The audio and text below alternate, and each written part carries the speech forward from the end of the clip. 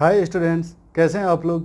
मेरा नाम संतन कुमार है और आज हम लोग एसएससी जेई, एई, स्टेट जेई है ना, हर जगह जितना भी जेई और एई का पेपर होता है उसके बारे में हम लोग प्रिपरेशन स्ट्रेटजी देखेंगे आज हम लोग। ठीक है, आज के क्लास के बाद हम कंटिन्यूसली आप लोगों के लिए जो सब्जेक्ट है ना, जो मेन इनफैक्ट सारा सब्जेक्ट, उसके लिए हम वीडियो लाएंगे, अपलोड करेंगे हम लोग इसी पोर्टल पे। होपफुली आप लोग देखेंगे, सब्सक्राइब करना आप लोग, है ना। देखो, हम आपको सबसे पहले बता रहे हैं कि हमारा तैयारी कैसे होना चाहिए एसएससी जेई के लिए, क्योंकि सबसे पहले जो भी पेपर होगा वो आपका एसएससी जेई ही होगा। ठीक है, एक चीज़ जो आपको समझ में आना चाहिए, हम सारे को डिस्कस करेंगे अभी, एसएससी जेई वाला भी डिस्कस करेंगे, फिर स्टेट जेई होता है वो भी डिस्कस करेंगे हम लोग।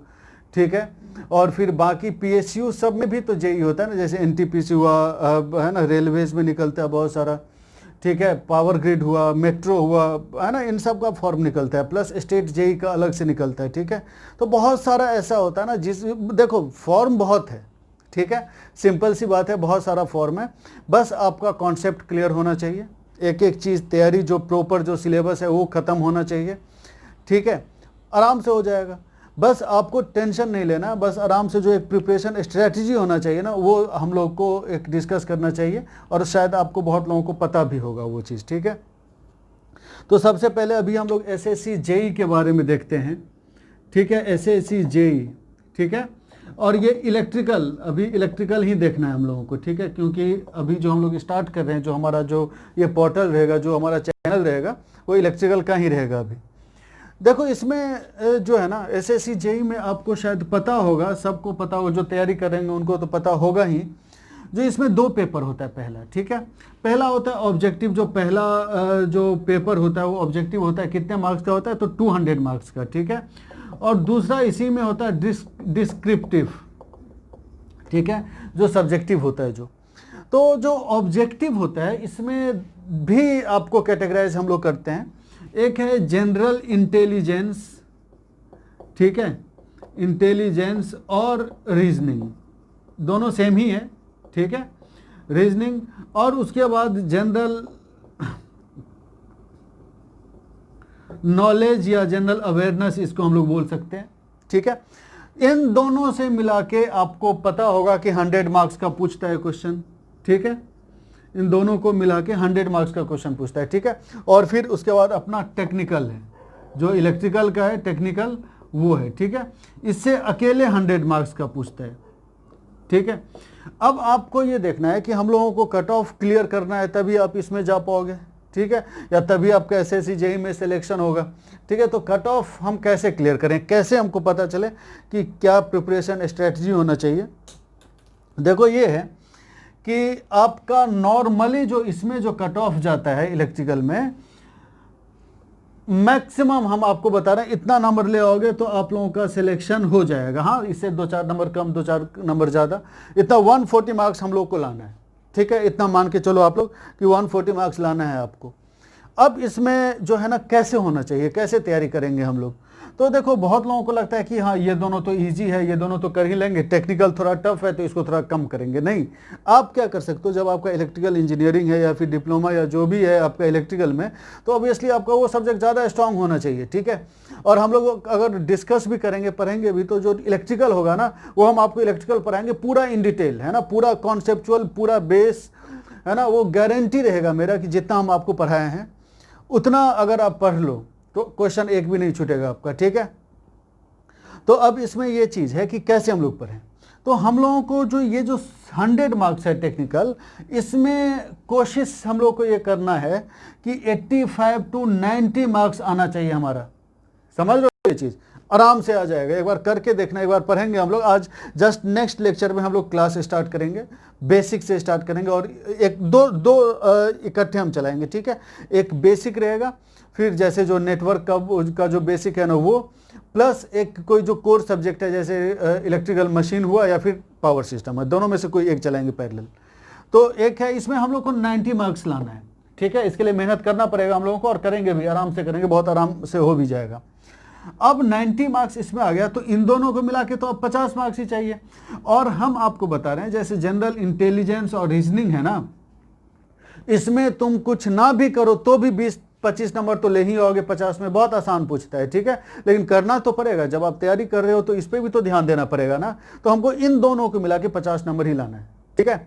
अब जनरल नॉलेज जो है ना, जनरल अवेयरनेस या जनरल नॉलेज जो है ना, इसमें मतलब बहुत सारा ऐसा होता है कि जो है ना आपको आते भी रहेगा, ठीक है। जो जैसे अभी अभी जैसे चाइना का चल रहा है कि वार टाइप का कुछ चल रहा है, ठीक है, बॉर्डर पे, तो उससे रिलेटेड कुछ क्वेश्चन आपसे पूछ देगा, ठीक है। तो बहुत सारी चीज़ इसमें ऐसी होती है जनरल अवेयरनेस में।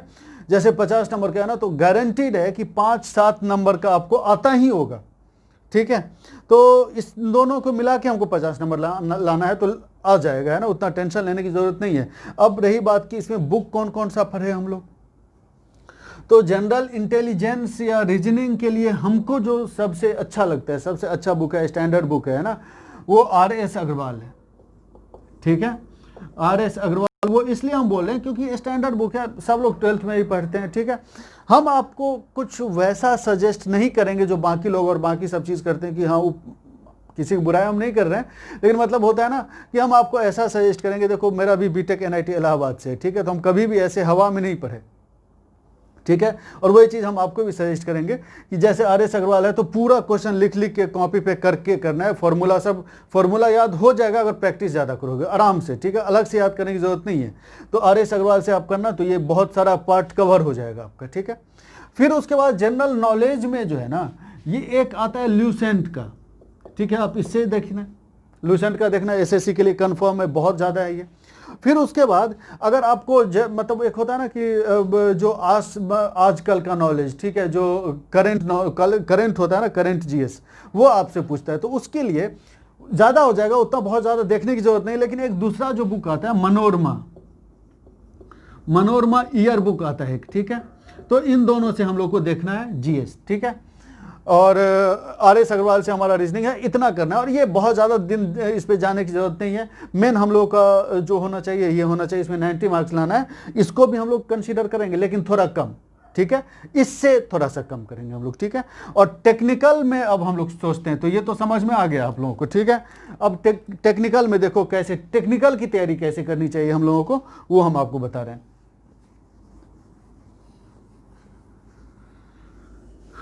टेक्निकल देखिए आप, देखो होता ये है टेक्निकल में, ऐसे तो लगता है कि भाई बहुत सारा सब्जेक्ट है, कुछ है, लेकिन कुछ नहीं है, ठीक है। देखो जो मेन इसमें आता है ना, आप देखेंगे जो मेन टॉपिक है, जो सब्जेक्ट है वो हम लिख दे रहे हैं। सबसे पहले तो बेसिक्स है, ठीक है, बेसिक्स में ही हम लोग मैग्नेटिज्म, मैग्नेटिक सर्किट सब इसी में है, ठीक है। उसके बाद इलेक्ट्रिकल मशीन है, इलेक्ट्रिकल मशीन जिसमें transformer, DC machine, AC machine है, ठीक है। उसके बाद पावर सिस्टम है। पावर सिस्टम में क्या है, पावर सिस्टम में अगर देखें तो 3 पार्ट होता है ना, 3 पार्ट क्या, इनफैक्ट 4 पार्ट होता है, ठीक है। जनरेशन, ट्रांसमिशन, है ना, और डिस्ट्रीब्यूशन, करेक्ट है। और एक पार्ट और भी होता है जिसको हम लोग इसमें अलग बुक में, मतलब अलग इसमें सिलेबस में अलग सब्जेक्ट में मेंशन किया हुआ है, वो है यूटिलाइजेशन, ठीक है। यूटिलाइजेशन भाई सिंपल सी बात है, जनरेट हुआ होगा पावर कहीं पे, ठीक है। अब वो पावर लैंड से आएगा, फिर लैंड से आगे किसी सब स्टेशन पे गया, सब स्टेशन से डिस्ट्रीब्यूट करने के लिए मतलब और भी सब स्टेशन पे जाएगा। जैसे मोहल्ले का जो होता है ना, आप देखते होंगे कहीं पे मोहल्ले का भी सब स्टेशन होता है हर जगह, वहां पे गया, तो वहां के बाद घर वर में तो यूटिलाइज होगा ना, तो उसी का है ये यूटिलाइजेशन। तो कंप्लीट पावर सिस्टम है, तो इसका एक अलग से ही इसमें जो सिलेबस आप देखोगे ना, तो यूटिलाइजेशन ऑफ इलेक्ट्रिकल एनर्जी अलग से ही एक सब्जेक्ट है, ठीक है। और एक है estimation and costing, estimation and costing, ये हमारा पूरा इलेक्ट्रिकल, और मेजरमेंट भी है, ठीक है, मेजरमेंट अभी मिस हो जाता। और एक है जनरल इंजीनियरिंग, ठीक है, इसको तो चलो देखेंगे अभी हम लोग बाद में, इंजीनियरिंग। अब हम आपको बता रहे हैं कि अभी जो इस बार जो पेपर है इसके लिए आप कैसे तैयारी करोगे, ठीक है। देखो आप लोग क्या करते हो कि यूटिलाइजेशन और जो एस्टिमेशन एंड कॉस्टिंग है ना, लोगों को लगता है कि हाँ ये बहुत इंपॉर्टेंट है, चलो इसी को पहले कर लेते हैं। नहीं, आपको क्या करना है, देखो हम आपको एक चीज बता रहे हैं ना, जो यूटिलाइजेशन, इन दोनों को मिला के, यूटिलाइजेशन और एस्टिमेशन एंड कॉस्टिंग, इन दोनों को मिला के जितना क्वेश्चन पूछा है ना SSC में, आप पलट के देखना एक बार, देखना आप, दो जो सब्जेक्ट है, एक यूटिलाइजेशन का अलग सब्जेक्ट, इसमें पावर सिस्टम में नहीं मेंशन किया, अलग सब्जेक्ट है। यूटिलाइजेशन एक सब्जेक्ट हुआ और एस्टिमेशन एंड कॉस्टिंग एक सब्जेक्ट हुआ। तो इन दोनों को मिला के जितना क्वेश्चन पूछा है ना, इलेक्ट्रिकल मशीन में जो डीसी मशीन है, अकेले डीसी मशीन से ज्यादा क्वेश्चन पूछा है एज कंपेयर टू इन दोनों के मिला के जितना क्वेश्चन पूछा है। समझ लो ये चीज, तो सोच लो कितना कौन इंपॉर्टेंट हुआ। करेक्ट है, इंपॉर्टेंट हम ये नहीं बोले कि ये है ही नहीं, बिल्कुल छोड़ देना है, लेकिन मतलब कंपेरेटिवली अगर देखेंगे ना हम लोग, तो इसके अलावा भी बाकी भी बहुत इंपॉर्टेंट है। तो इस बार के लिए अभी जो आप लोग कर रहे होगे, तो उसके लिए आप लोग को इन बाकी सब चीज पे तैयारी करनी है, ठीक है। इन सब चीज पे मेजरमेंट से बहुत क्वेश्चन पूछता है, और ये सब पता है क्या, बहुत आसान होता है, बस आपको जो है ना कॉन्सेप्ट पता होना चाहिए, ठीक है। जो आप लोग मतलब देखते हैं बहुत सारे, अभी मेरे 6 साल के एक्सपीरियंस में बहुत सारे लोग ऐसे होते हैं ना जो डायरेक्ट रट लेते हैं कुछ एकदम, जैसे डीसी सीरीज मशीन को हम लोग क्या ट्रैक्शन के लिए यूज करेंगे, ठीक है, रट लिए, वो रटा हुआ है उनका, लेकिन उनको ये नहीं समझ में आता है कि क्यों, ठीक है, क्योंकि ठीक है एसएससी में मान के चलते चलो नहीं है इंटरव्यू, लेकिन मतलब ये चीज है ना कि कोई कहीं कहीं कुछ ऐसा, जैसे ऐसा तो है नहीं कि खाली एसएससी जेई का ही पेपर है, और भी तो पेपर है ना जहाँ पे इंटरव्यू हो सकता है ना, तो आप उससे पूछता है वो, ठीक है। और ये भी आप समझ लो, जो हम लोग का जो पढ़ने का जो तरीका रहेगा, जो हमारा इस पोर्टल पे हमारे चैनल पे जो पढ़ने का तरीका रहेगा, हम हवा में ऊपर ऊपर आपको नहीं बताएंगे, ठीक है, कि हाँ ये है इसको रट लो, ये है इसको रट लो, नहीं। आपको अगर कॉन्सेप्ट आएगा ना तो कॉन्फिडेंस आएगा, ठीक है। आपको जैसे ऐसा होता है ना कि बहुत सारा एग्जाम ऐसा होता है जिसमें डिप्लोमा वाले भी एलिजिबल होते हैं और डिप्लोमा के साथ बीटेक वाले भी एलिजिबल होते हैं, है ना। तो सोच लो कि ज़्यादा टफ, जैसे अगर जो बीटेक वाले भी एलिजिबल होंगे तो ऑब्वियसली कॉन्सेप्ट तो ज़्यादा पूछेंगे उसमें। तो इसीलिए आपका कोई टॉपिक, कोई भी सब्जेक्ट अगर पढ़ना है ना, तो starting from very basic, from 0 to आपको बहुत लिमिट ऊपर तक आपको जाना है, ठीक है, जिससे कि सारा चीज़ कवर हो जाए, सारा कुछ समझ में आ जाए। ऐसे पढ़ना है आपको कोई भी सब्जेक्ट जैसे कि आपको किसी दूसरे को पढ़ाना है, ठीक है, समझ लो। तो मेरा वही टारगेट रहेगा। तो आपको समझ में आ गया, हम लोगों को बेसिकली बेसिक्स मशीन और इन सब पे अभी कवर करना है। और बाकी इन सब के लिए जो है ना आप क्या करिएगा, इन मतलब जो है ना जो प्रीवियस ईयर का जो क्वेश्चन है इस बार, क्योंकि अभी हम स्टार्ट कर रहे हैं ना, अभी स्टार्ट करें तो अभी तुरंत 1 महीने के अंदर पूरा तो नहीं कवर हो जाएगा, ठीक है, लेकिन जो इस बार जो पेपर देंगे ना उसके लिए हम आपको बता रहे हैं, इन सब के लिए जो प्रीवियस ईयर का जो कॉपी है, प्रीवियस ईयर का जो क्वेश्चन है उसको देखना है, क्योंकि 20% क्वेश्चन रिपीट होता है, समझ लो। तो ये सब देखना है आपको, है ना, प्रीवियस ईयर का। तो अब इन सब के लिए कौन सा बुक पढ़ें हम लोग, ठीक है। तो एक आता है किरण पब्लिकेशन का, ठीक है, किरण पब्लिकेशन का ये देखना है आपको, इससे भी सारा क्वेश्चन देखना है। एक आता है जीकेपी, ठीक है, इनको भी देखना है। इन सब में थोड़ा थोड़ा गलत है, एक आध क्वेश्चन गलत है जो भी है ना, तो उसके लिए आप मेरे से पूछ सकते हो, जो भी जहां पे भी प्रॉब्लम होगी ना तो उसके लिए आप मेरे से पूछ सकते हो, हम बता देंगे आपको, है ना। आपको डिस्क्रिप्शन में अपना कॉन्टैक्ट नंबर या कुछ दिन के बाद हम दे देंगे, अभी नहीं देंगे हम, ठीक है। ये चीज देख सकते हो। और इन सब से भी ज्यादा इंपॉर्टेंट हम एक चीज बता रहे हैं, जो आईईएस का ऑब्जेक्टिव आता है इलेक्ट्रिकल इंजीनियरिंग में, ठीक है, ऑब्जेक्टिव, चाहे किसी भी पब्लिकेशन करे, मेडिजी करे या एस करे या कहीं का भी रहे ना, आईईएस का ऑब्जेक्टिव वो जरूर करना, क्योंकि उनसे बहुत क्वेश्चन आएगा, ठीक है। देखो इतना ही सिलेबस है, कितना कम सिलेबस है, देख लो आप, ठीक है। इसको तो आप 1 महीने में चाहो तो आराम से बैठ के पढ़ सकते हो, समझ रहे हो ये, और हम हेल्प करेंगे, समझ रहे हो ये चीज़।